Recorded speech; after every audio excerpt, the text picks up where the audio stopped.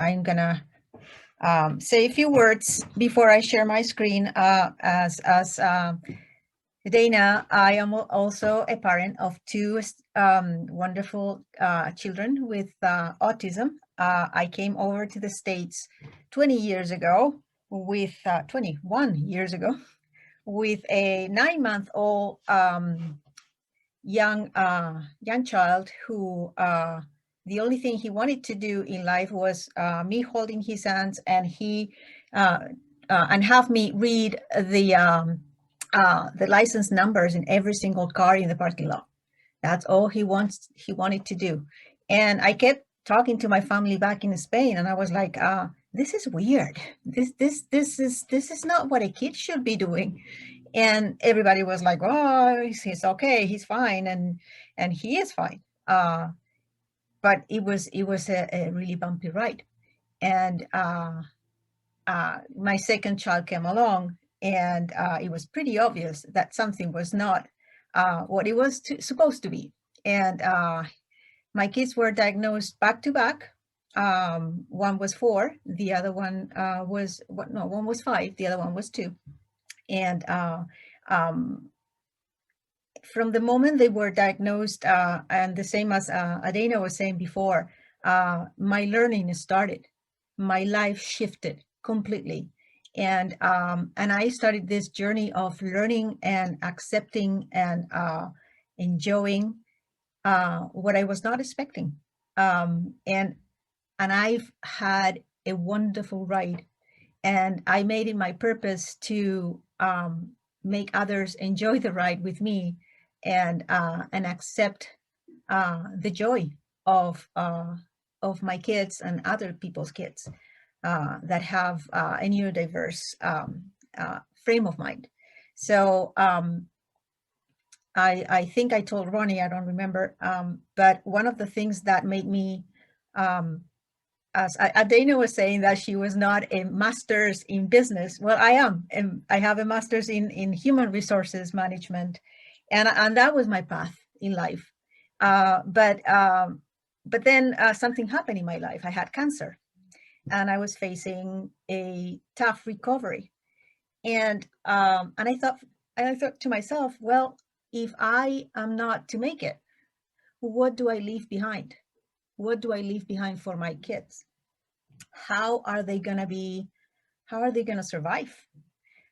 Because I'm the one that is kind of moving them along.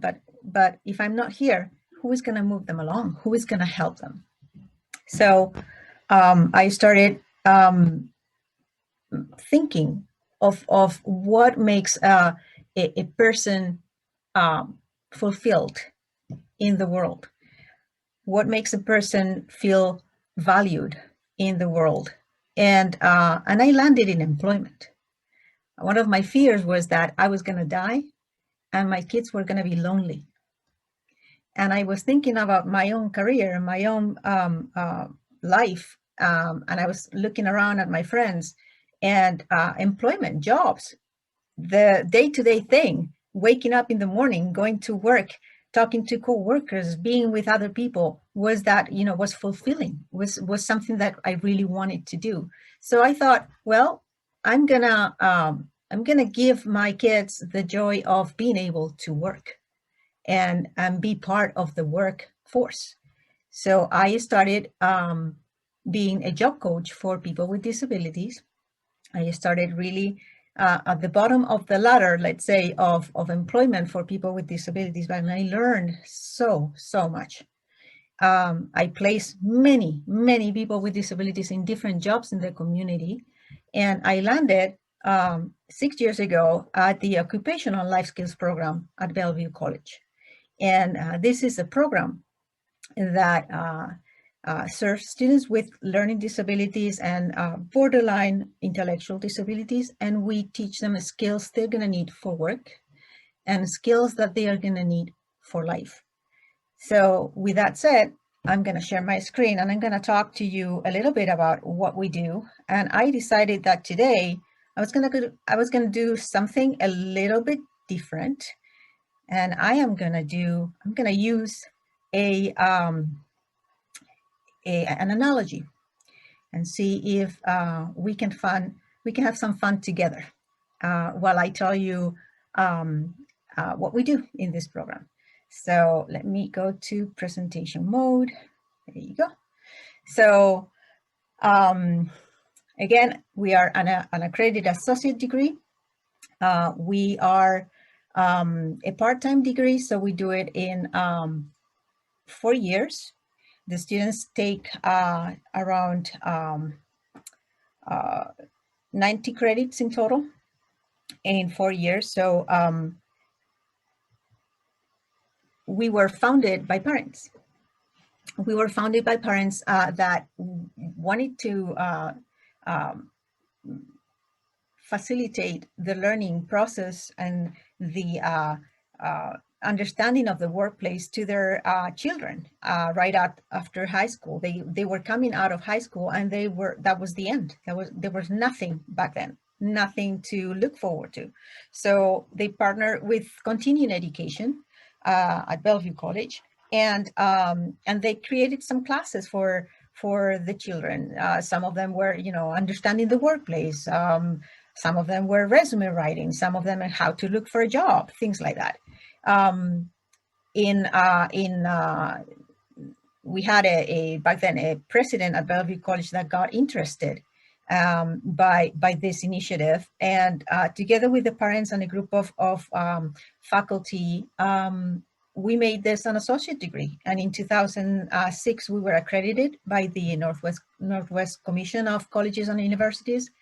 And our first cohort started in 2007. Up to now, I think this June, we're going to hit the 150 number of graduates. And every year we bring in a cohort of 2 classes, around 32, 36 students per year. And in this picture, you can see some of them without masks, because that was 2 years ago. So our student body, we have around 75%, sometimes more, students that are autistic, and some others that have different intellectual disabilities or learning disabilities or acquired disabilities. But what is a common trait of all of them is that they all have barriers to learning, significant barriers to learning, but they're not as significant as to be eligible for state funding and state services. And that leaves them at a precarious situation. When they apply to employment, they don't get supports because they are that borderline frame of individuals with neurodiversity that are, we call them tweeners, because they are in between the people with high needs and the people with too low needs to be supported by state agencies. So this is my analogy, and this is what I want to kind of play with you around. So let's say that you are right out of high school. You do have a learning disability, and as the door from high school closes, this other door opens, and the door is a stage. And this person in here in red at the bottom is you. And the play is already playing. People are already singing, talking. The lights are on people. And you're here looking around and you're like, I don't know the script. I don't really know where to go in this labyrinth of a stage.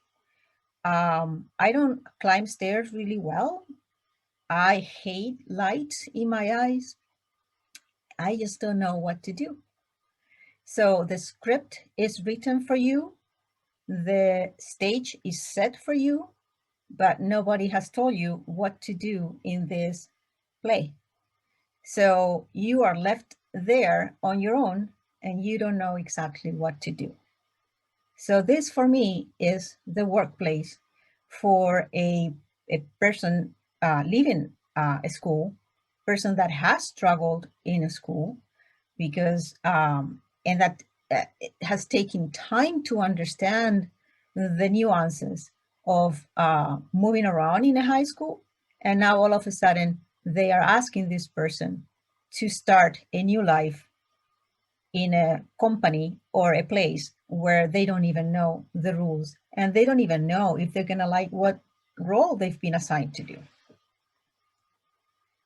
So what we decided to do in the Occupational Life Skills program that we call OLS is we decided to provide students with a script, that they are going to need to be successful in the workplace and in life.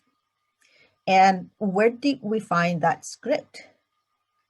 So we went straight to the producers. We went straight to those people who write the scripts for the workplace. So we looked for what the skills were needed in this century, what abilities were needed in this century, and what learning skills were needed in the 21st century. And these skills have been identified, as many of you probably are aware of. These skills have been identified by employers, by the government, and by educators. And this is the definition that the power has given to success in the 21st century. So the producers of the scripts that and the stages that our students were going to be landing on determine what kind of things we need to teach them. And these are the things that we that the 21st century skills asked us to teach students. So we are going to have to teach them ways of thinking. We are going to have to teach them tools that they're going to need to work in a highly technological society. We are going to have to teach them ways of working with each other. And we are going to have to teach them life skills, ways of living in the world. So that's exactly what we did. We created a curriculum around these skills. So for ways of thinking, we have classes like social change in America, like healthy relationships. We have a series of critical thinking classes, critical thinking through writing, critical thinking through music, critical thinking through art, critical thinking through science, critical thinking through media, critical thinking through film. So that's our way of helping students learn how to be observant of the world around them and have their own opinions of the world around them. They want us to provide tools that they're going to need in the workplace. So we have 4 or 5 courses on computer development and computer applications. We have office labs where we teach students the application to the real life. And we teach them also how to communicate. We teach them how to problem solve. We teach them the self-determination skills, self-advocacy skills. We also help them understand the environment and the importance of protecting what is around us. Sustainability, nutrition, personal finance skills. So those are that's the actual curriculum that the students come to class and learn about. But is that enough? Is that enough to understand and to be performing in that stage that we landed on before? Well, is not enough. And the reason why is because the stage is not accessible. And the students cannot move around safely, cannot move around happily in that stage. They have, we find every single day, issues with accessibility, issues with equity in in every single workplace. I landed. I'm going to tell you an example. I found a really good job for one of my students last week. It is a full-time job offer in this company, which is, they are amazing. It's an amazing company. Don't get me wrong. But they, when I went there, they asked me if I could provide them with a document explaining what my student would be struggling with and what barriers to employment he had, and what were his issues. Um, as you can imagine, I refused to do such a thing because what other employee of the company would have to present a list of challenges and difficulties and problems that they will have to access employment in that particular company? Probably nobody. So there is a battle that we are fighting every single day to make workplaces accessible. So what are the issues that, and I'm not saying that our students are, my students or this population that we are serving has challenges. We all have challenges. I have my own big challenges, and and uh, that doesn't stop me from performing more or less, depending on the day, um, in my job. So, but what challenges do my students have that kind of make this access to this performance that they have to be in every single day, this stage that they have to be on every single day? What struggles do they have? Well, some of them, I'm going to just show you some of the struggles that I see them in both in class, in school, and in the workplace, are usually these struggles that are given in in all truth by executive functioning deficits. And these are just some of the struggles. We are not here mentioning sensory struggles, or physical struggles, or we're not probably talking about anxiety here. I'm just gonna let this be with you. This our students are my students, and struggle with self-regulation. These situations we put them in these stages are very scary, and anxiety kicks in. And what do you do when you are anxious? So it very much depends on every person. Some people cry. Some people just shut down completely. So that's what some of my students do. Some of my students have problems with attention, sustaining attention, um, focusing on things, shifting from one task to the next is complex. Social interactions, relationship with others, imagine that big stage and all those people they don't know, and all those people reclaiming their attention and asking and expecting them to know the script, and to participate in conversations that they don't even know what they are about. So social interactions are a big challenge. They struggle sometimes with identity and self-awareness. The students kind of they have an impact on others they are not aware of, and which is not bad, it's not good, is just that we all have impact on others, but most of us are aware of what that impact is, and we can read.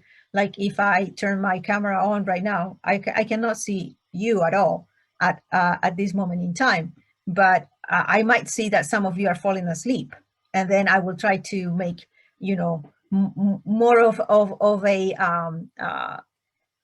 fun presentations that you would kind of wake up. But some people don't, and that's okay. Um, productivity is an issue too. It's the ability to complete tasks and not leave them undone, the ability to complete tasks in the time given, the ability to follow when you have a project, to beginning, middle, and end, and complete, and organize it, the personal organization, and the ability to prioritize and move around and multitask, which is, this seems to be, multitasking seems to be the word of the workplace. I don't know anybody in my life that can multitask and be successful. So I would vote to remove that word from the dictionary. Not that I have any right, but I think that that will help a lot. So together with that 21st century skills, and acknowledging that many of our students are going to struggle, we try to help them in a different way. So together with our curriculum, our kind of sit down, learn kind of curriculum, we have the skills development curriculum, and we call our curriculum performance indicators. So we work with the students on these 15 skills that we hope will allow them to understand better that script that is so difficult for them to understand. So how do we do that? Every single one of these performance indicators has a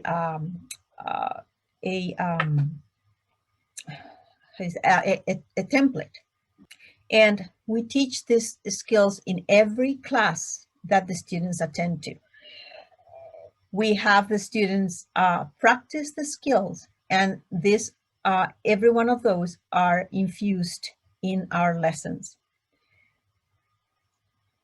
This is one example of one of those performance indicators. This is planning and time management.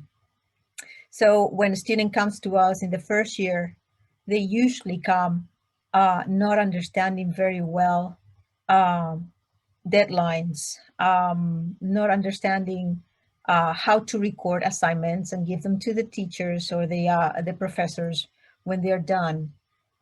Sometimes they are unable to complete assignments in the time that it's given. So they struggle sometimes with these things, but we understand that there's a learning curve. So the first year, we usually find students in the novice and basic levels. We have support systems in place. We have executive functioning coaches working with the students. Our teachers are dedicated to our program. They usually don't work for any other programs. So we have very dedicated staff that we trained. We have tons of supports. Our classes are, of course, we aim for fully accessible classes, and we use universal design learning principles for our classes. The students learn about these things because they talk to their teachers about them. This is the language of OLS. This is how we talk to the students and how we refer to things to the students, so that every thing we do, every activity we plan it around skills development. So by the year 4, year 3, when they are about to leave us, we are expecting every student to be at this level, proficient level or advanced level. And that's when the students kind of are going to be practicing the skills in real life. Our aim, our goal is for students to develop this pathway. This is our pathway. We want students to develop self-awareness. We want them to know about themselves. We want them to know what are their strengths, what are their needs, what supports they need to be successful, what is their passion, what is their goal in life. Each student that comes to us develops a career path that is unique to them. We have if you go to social services, usually they will put you in a job that that they want. So the script is kind of easy because they would put you as a bagger in Safeway, which is a perfectly honorable job, but is usually not the job, not the career that the person wants to see themselves doing. So we help students kind of develop that personal pathway of success as defined by themselves. They explore those strengths. We help them in that exploration. We help them in that self-awareness journey, which is what every single young person in college does. And this is what college is about: is to develop that self-awareness, to get to know yourself better. So and some people accomplish that, and some people takes longer. So we also help the students, once they know what they want to do with themselves, what they know, what the strengths they have, once they know what needs they and supports they need, we also walk them through the self-advocacy process, because you need to be able to ask for what you need. That is an absolutely need for every single one of us. We all need to be able to ask for what we need. And not everybody can do that.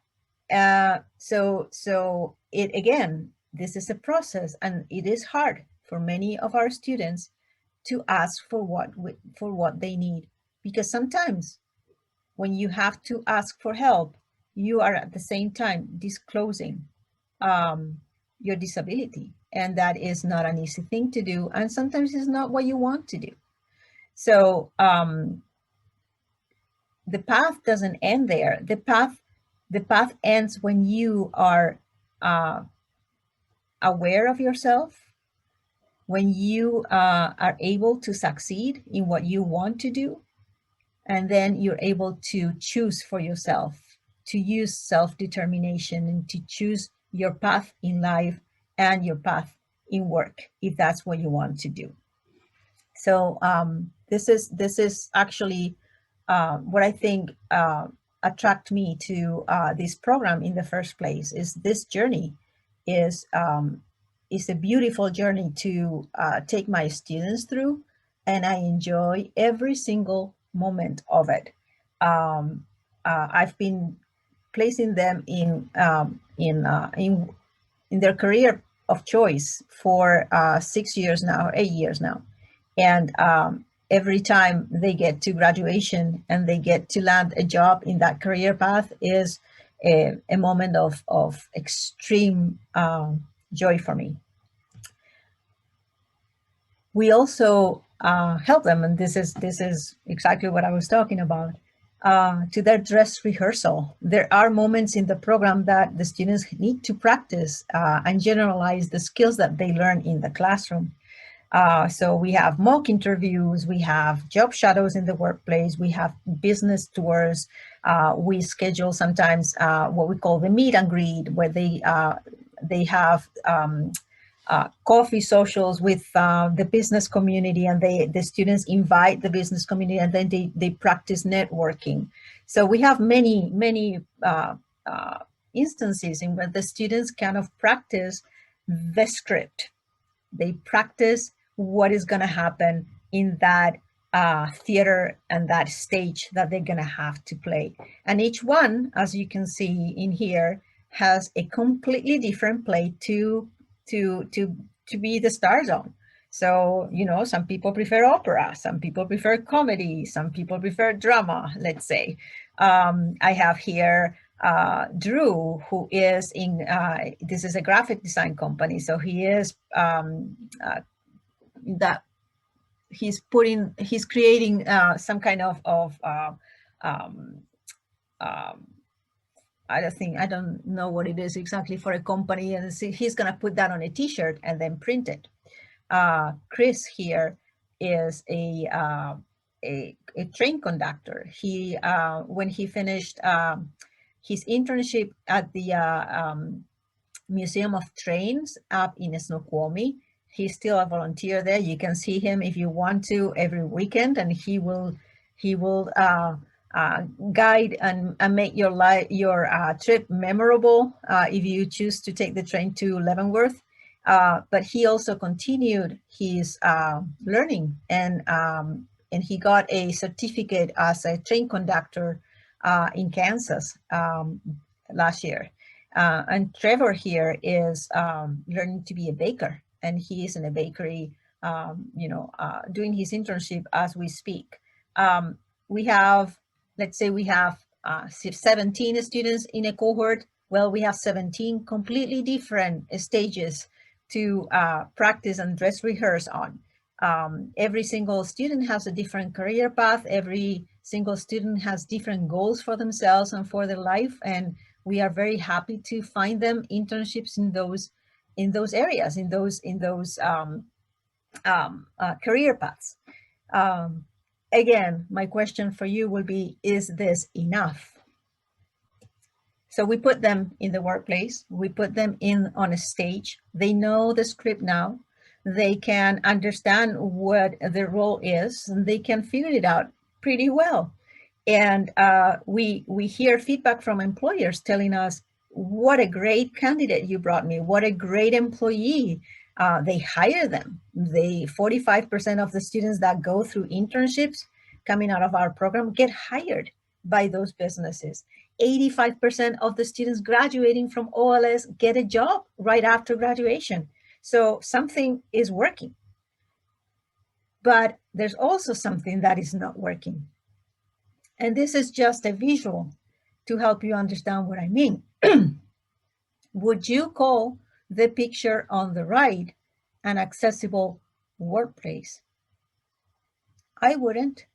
I wouldn't call this an accessible workplace for neurodiverse people, where you are talking on the phone next to a person that is probably 1 feet apart from you, and you're going to be listening to their conversation. How are you going to be blocking sound? How are you going to be blocking light? How are you going to be preserving privacy? To me, this is not a very inclusive workplace.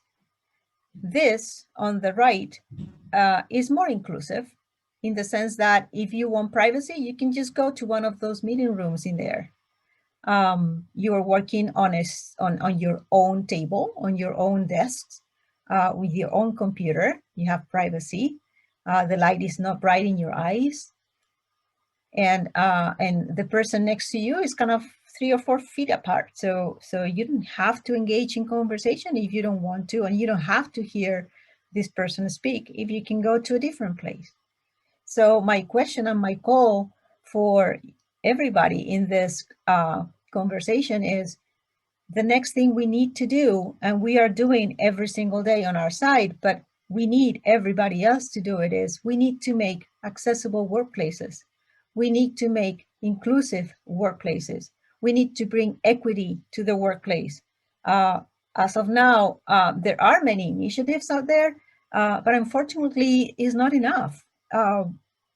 We need to make a more accessible world for everybody. And every effort is minimal effort. We just need to push this envelope and make this world a stage where everybody can be successful, because everybody deserves a spotlight, independently of their neurology. So this ends my presentation, and thank you so much for listening, and for being here tonight. Thank you.